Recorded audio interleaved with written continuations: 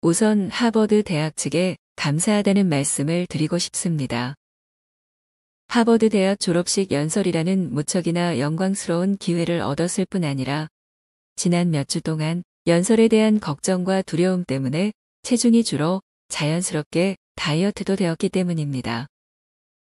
그야말로 제게는 일석이조가 아닐 수 없습니다. 이제 저는 호흡을 가다듬고 펄럭이는 붉은 깃발을 흘끔거리면서 제가 최고의 교육을 받은 해리포터 마법사들 모임에 참석했다고 생각하려 합니다. 졸업식에서 연설을 한다는 것은 아주 책임이 무거운 일입니다.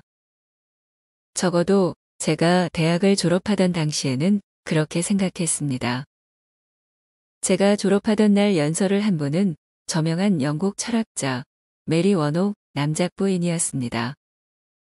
그분이 당시에 한 연설은 제 연설을 준비하는데 큰 도움이 되었습니다. 왜냐하면 그분이 무슨 말을 하셨는지 전혀 생각나지 않았기 때문입니다. 오늘 여러분도 제 이야기를 곧 잊어버릴 것이라고 생각하니 제가 드리는 말씀 때문에 졸업생 여러분이 전도유망한 장래를 포기하고 동성애자 마법사가 되겠다고 하면 어쩌나 하는 걱정은 덜게 되어 안심이 됩니다. 몇 년 후 여러분이 오늘 제가 드린 말씀을 모조리 잊고 기억하는 것이라고는 동성애자 마법사에 대한 농담뿐이라 해도 졸업식 연설자로는 제가 워녹 남작 부인보다 한 수 위가 되는 것입니다. 저는 남작 부인의 연설을 한마디도 기억하지 못하니까요. 도달 가능한 목표를 세우는 것이 자기 발전의 첫걸음입니다. 사실 저는 오늘 무슨 이야기를 해야 하나 고민이 많았습니다. 제가 졸업하던 당시에 제가 알고 싶었던 것, 졸업 후 지금까지 21년 동안 제가 깨달았던 것을 곰곰이 생각해 보았습니다. 그리고 두 가지 답을 얻었습니다. 우선 여러분의 학문적 성취를 기념하는 이 감격스러운 날, 저는 실패하면 어떤 이점이 있는지에 대해 얘기하기로 했습니다. 두 번째로 이제 현실 세계의 삶에 막 발을 들여놓게 된 여러분께 저는 상상력이 얼마나 중요한지 말씀드리고 싶습니다. 현실적인 삶을 시작하는데 상상력에 대해 얘기한다는 것이 모순이 아니냐 생각하시는 분들이 있을지도 모르겠지만 제 말씀을 끝까지 들어주시면 감사하겠습니다. 제가 42이 된 지금 나이의 절반인 21살 졸업식 당시를 되돌아보는 것이 그리 달갑지는 않습니다. 21년 전 저는 제가 품고 있는 야망과 제 가족들이 저에 대해 갖고 있는 기대 사이에서 절충점을 찾으려고 애쓰고 있었습니다. 제가 하고 싶은 일은 오로지 소설을 쓰는 것뿐이라고 굳게 믿었습니다.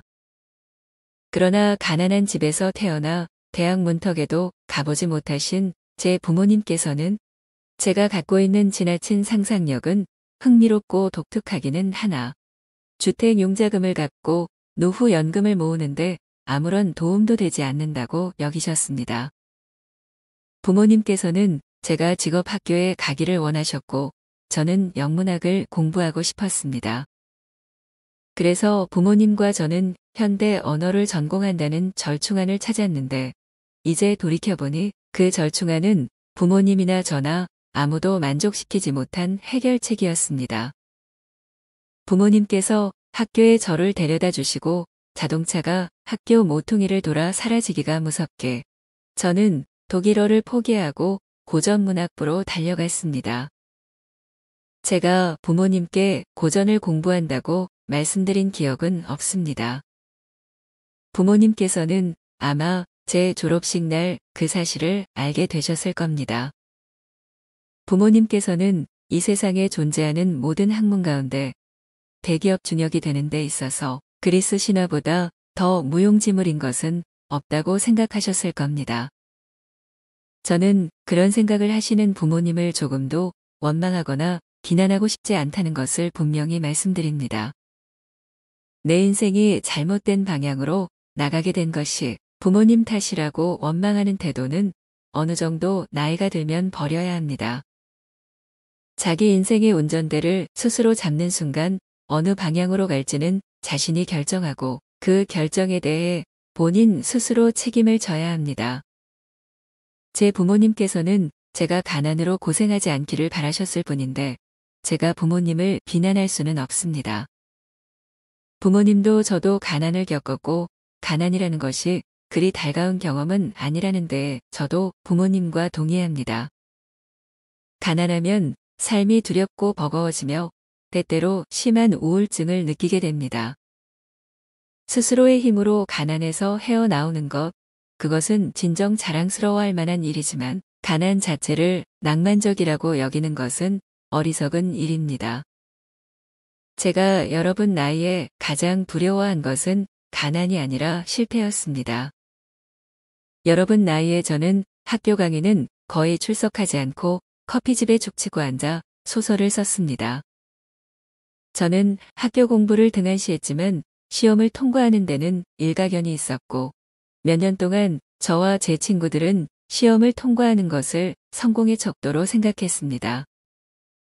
여러분처럼 젊고 재능 있고 제대로 교육을 받은 사람들은 어려움이나 가슴 아픈 일을 겪지 않았을 것이라 생각할 만큼 제가 아둔하지는 않습니다.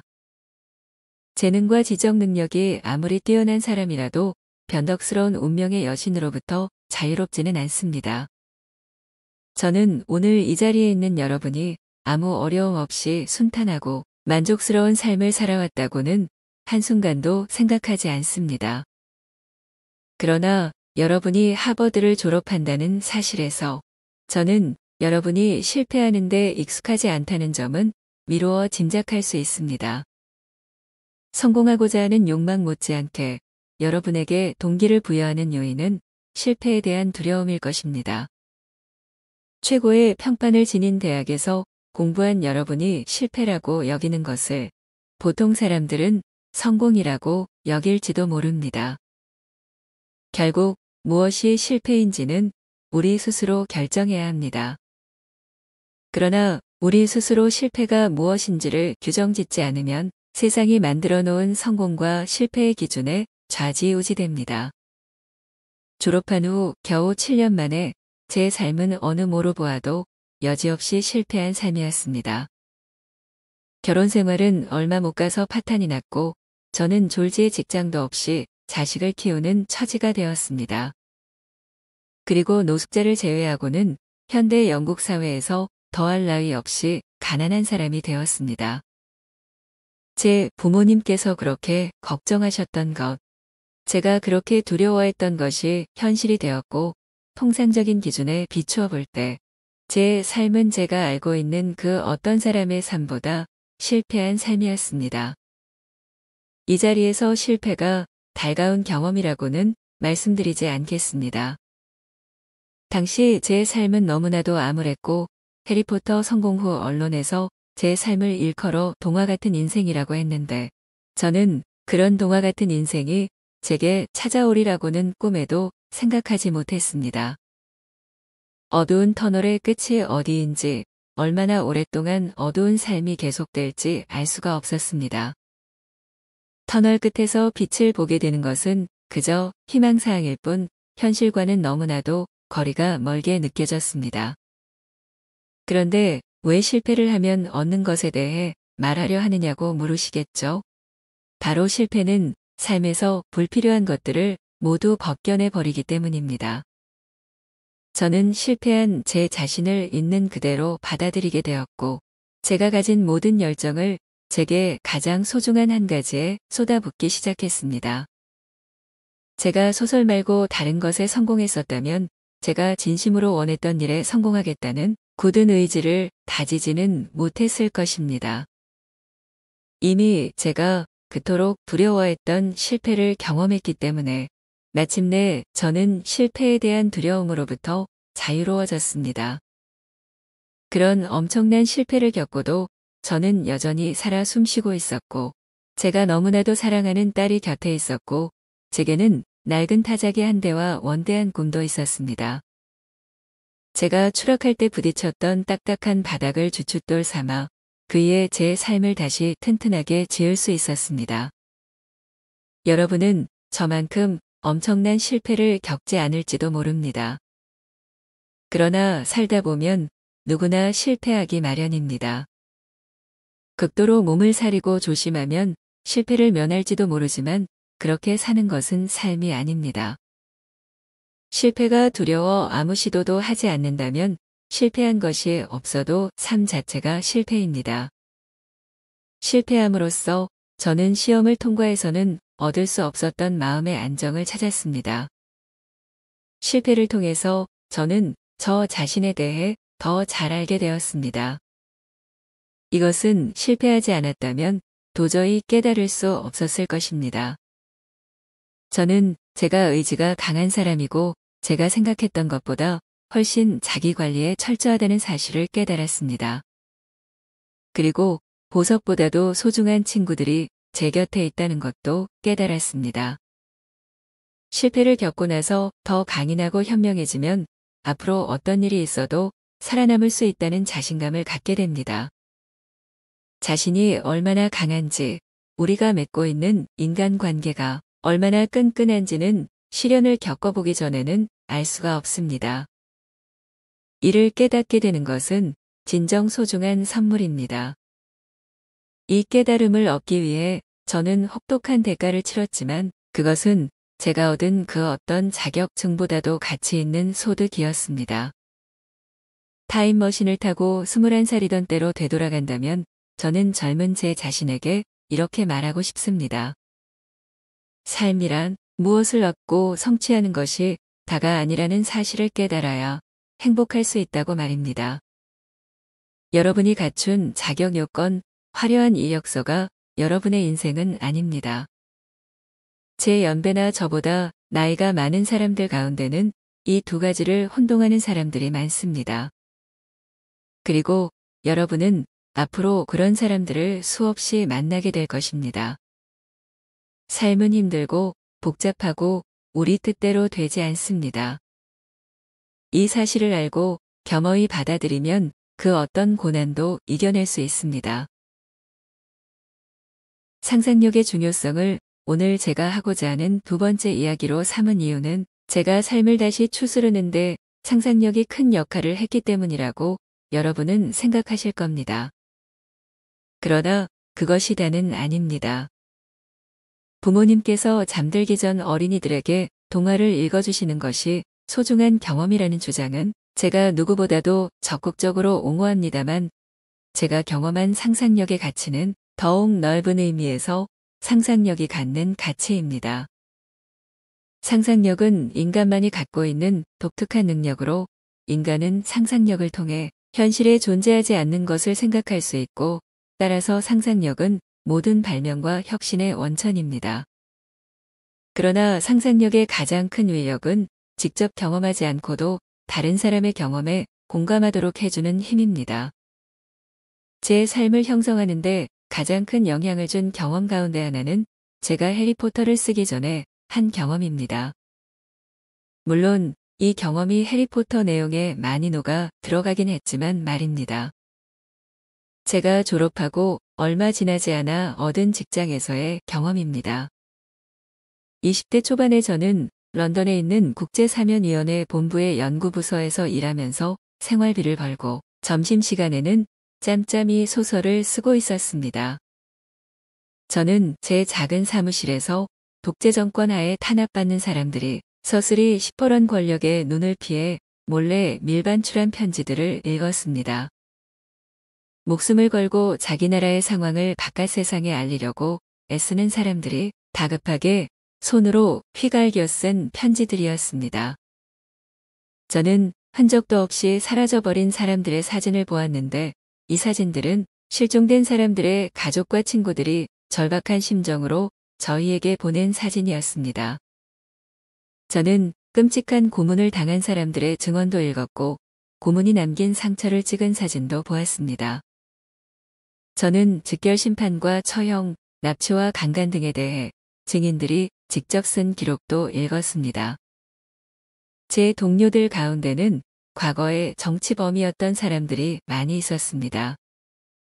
이들은 단지 권력자와 다른 의견을 표명할 용기가 있다는 이유로 삶의 터전에서 추방당하고 망명한 이들이었습니다. 우리 사무실을 찾아온 사람들 가운데는 정보를 제공하려는 사람들도 있었고, 고국에 남겨둔 가족 친지나 친구들이 어떻게 되었는지 알아보려는 이들도 있었습니다. 그 가운데 저는 고문당한 한 아프리카인을 절대로 잊을 수가 없습니다. 그는 당시 제 나이보다 많지 않았고 고국에서 겪은 고통의 후유증으로 정신질환을 앓고 있었습니다. 그는 자신에게 가해진 폭력에 대한 증언을 카메라에 녹화하는 동안 끔찍한 기억에 대한 두려움에 몸을 부들부들 떨었습니다. 그는 저보다 키가 30cm가량 컸는데 마치 아이처럼 나약한 모습을 하고 있었습니다. 증언 녹화를 마치고 저는 그를 지하철까지 안내해 주었고, 잔인무도한 정권에 삶이 산산이 조각난 이 젊은이는 닭듯이 예절 바르게 제게 악수를 청했고 작별 인사를 했습니다. 한 번은 텅 빈 사무실 복도를 걷고 있는데 갑자기 문이 닫힌 어느 사무실에서 고통과 두려움에 찬 비명소리가 흘러나왔습니다. 저는 그렇게 고통스러운 비명소리는 들어본 적이 없습니다. 그 소리는 아마 제가 죽을 때까지 잊지 못할 겁니다. 그런데 그 비명소리가 흘러나온 사무실 문이 열리고 연부직 여직원이 머리를 문 밖으로 내밀더니 따뜻한 음료를 갖다 달라고 했습니다. 그녀가 비명을 지른 그 청년에게 막 비보를 전했던 겁니다. 그가 고국의 정권에 대해 거침없이 비판을 한 데 대한 보복으로 정권이 그의 어머니를 처형한 것입니다. 20대 초반에 그 일을 하면서 저는 하루도 빠짐없이 제가 얼마나 행운아인지 절실히 느꼈습니다.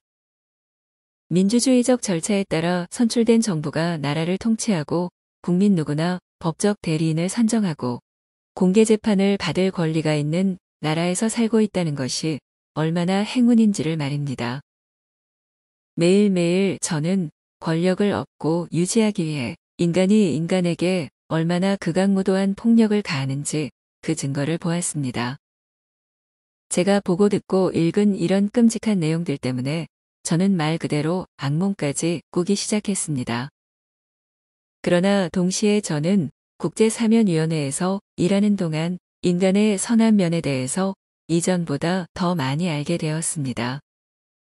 국제사면위원회에서 일하는 수천 명의 직원들은 그들 자신은 신념 때문에 고문을 당하거나 투옥된 경험이 없지만 그런 고통을 겪은 사람들을 위해 일하고 있습니다. 우리에게는 인간적인 공감을 바탕으로 함께 힘을 모아 위기에 처한 생명을 구하고 속박당한 사람들에게 자유를 되찾아주는 놀라운 힘이 있습니다. 편안하고 안정된 삶이 보장된 보통 사람들이 힘을 모아서 자신들이 알지도 못하고 평생 만날 일도 없을 사람들을 구하려고 애씁니다. 그러한 일에 조금이나마 제가 도움이 되었다는 사실은 제가 한 그 어떤 경험보다도 저 자신을 겸허하게 만들고 고무시켜 주었습니다. 지구상의 다른 생물들과는 달리 인간은 직접 경험하지 않은 것을 배우고 이해하는 능력이 있습니다. 인간에게는 타인의 마음을 읽고 타인의 처지에 자신을 놓아 이해할 능력이 있습니다. 물론 제 소설 속 마법의 힘과 마찬가지로 이는 도덕적으로 중립성을 띈 능력입니다. 어떤 이는 이러한 능력을 다른 사람을 이해하거나 공감하는 데 쓰기보다는 다른 사람을 자기 마음대로 통제하고 조종하는 데 쓸지도 모릅니다. 많은 사람들이 자신이 가진 이러한 상상력을 전혀 사용하지 않고 사는 편을 택합니다. 이들은 자신이 직접 경험한 세상의 경계선 안에서 편안하게 사는 편을 택하고 자신이 지금과 다른 환경에서 태어났다면 어떠했을지 느껴보려고 애쓰지도 않습니다. 그들은 비명소리를 듣지 않으려고 귀를 틀어막고 속박당한 이들이 갇혀있는 감옥을 들여다보려고도 하지 않습니다. 그들은 자신의 삶에 직접 영향을 미치지 않는 한 남의 고통에는 관심을 기울이지 않고 마음의 문을 닫아버립니다. 그들은 무슨 일이 일어나고 있는지 알려고도 하지 않습니다. 그렇게 살 수 있다면 얼마나 좋을까 부럽다가도 그런 사람들이라고 해서 저보다 악몽에 덜 시달리는 것은 아니라는 생각을 하면 부럽다는 생각이 사라집니다. 그렇게 자기만의 협소한 공간 안에서 살다 보면 정신적인 광장공포증에 시달리게 되고 이 증세로 인해 나름대로 엄청난 공포감을 느끼게 됩니다. 상상하지 않고 살려고 애쓰는 사람들은 더 많은 괴물을 만나게 됩니다. 그리고 그런 사람들은 더 큰 두려움에 시달립니다. 타인과의 공감을 거부하는 행위는 진짜 괴물들이 힘을 휘두를 능력을 갖게 만듭니다. 우리가 스스로 악을 행하지는 않아도 악이 행해지는 상황을 외면하면 악의 공모자나 다를 바 없습니다. 18살 때, 그때는 딱 꼬집어 말할 수 없었던 그 무엇을 찾기 위해 제가 발을 들여놓은 고전문학부 건물 복도 끝에서 제가 얻은 수많은 깨달음 가운데 하나는 그리스 저자인 플루타르크의 바로 이 구절입니다. 우리가 내면에서 성취하는 것이 우리 외면의 현실을 바꾸어 놓을 것이다. 정말 놀라운 구절입니다만 이 말의 진리는 우리 일상생활에서도 매일 수없이 증명되고 있습니다. 이 구절은 우리와 바깥 세상이 연결되어 있음은 피할 수 없는 현실이고 우리는 그저 우리가 존재한다는 사실만으로도 다른 사람들의 삶에 영향을 미친다는 뜻입니다. 그러면 오늘 하버드를 졸업하는 여러분들은 다른 사람들의 삶에 얼마나 영향을 미치게 될 것 같습니까? 여러분은 탁월한 지적 능력을 지녔고 성실하며 훌륭한 교육을 받았기 때문에 남다른 위치에 서 있고 따라서 여러분이 짊어진 책임도 남다르다고 봅니다. 여러분의 국적조차도 여러분을 남다른 위치에 서게 합니다. 여러분 가운데 대다수는 세계 유일한 강대국의 국민입니다. 여러분이 행사하는 투표권, 여러분이 삶을 사는 방식, 여러분이 정부의 압력을 넣고 저항하는 방식은 미국 국경 너머 멀리까지 영향을 미칩니다. 바로 이 사실이 여러분이 가진 특권인 동시에 짊어져야 할 책임이기도 합니다. 여러분께서 여러분의 위치와 영향력을 바탕으로 힘없는 사람들을 돕는 길을 선택한다면 여러분께서 힘 있는 사람들뿐만 아니라 힘없는 사람들과 자신을 동일시하겠다는 선택을 한다면 여러분께서 여러분만큼 혜택 받지 못한 사람들의 삶을 이해할 수 있는 상상력을 지녔다면 여러분의 가족뿐만 아니라 여러분의 도움으로 더욱 나은 삶을 살게 된 수많은 사람들이 여러분이 존재한다는 사실에 감사하고 여러분을 자랑스러워할 것입니다. 세상을 바꾸는데 마법은 필요 없습니다. 우리는 마음속에 이미 세상을 바꿀 힘을 지니고 있습니다. 우리는 더 나은 세상을 상상할 수 있는 힘을 지녔습니다. 오늘 제가 여러분께 드릴 말씀이 거의 끝나갑니다. 여러분께 제가 바라는 것이 한 가지 더 있습니다. 그것은 제가 21살 때 이미 갖고 있던 것입니다. 졸업식 날 제 곁에 있었던 친구들이 지금까지 평생 친구로 남아 있습니다. 그들은 제 아이들의 대부와 대모가 되어 주었고 곤경에 처할 때마다 제가 도움을 청할 수 있었던 친구들입니다. 제 소설 속의 악당들의 이름을 이 친구들의 이름을 따서 지었는데도 저를 법적으로 고소하지 않을 정도로 너그러운 친구들입니다. 졸업식 날 우리는 다시는 오지 않을 학창시절의 소중한 경험으로 똘똘 뭉쳐 우리의 끈끈한 우정을 확인했습니다. 우리 중에서 누군가가 훗날 영국 수상자리에 오른다면 그날 같이 찍은 사진이 요긴하게 쓰일 것이라는 계산도 하긴 했습니다.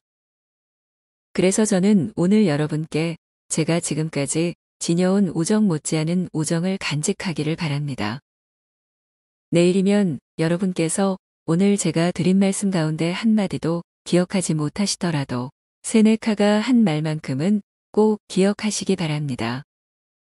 세네카는 제가 직장에서의 성공이라는 목표를 내팽개치고 고대 현인들의 지혜를 찾아 고전문학부 복도를 내다를 때 마주쳤던 로마의 현인입니다.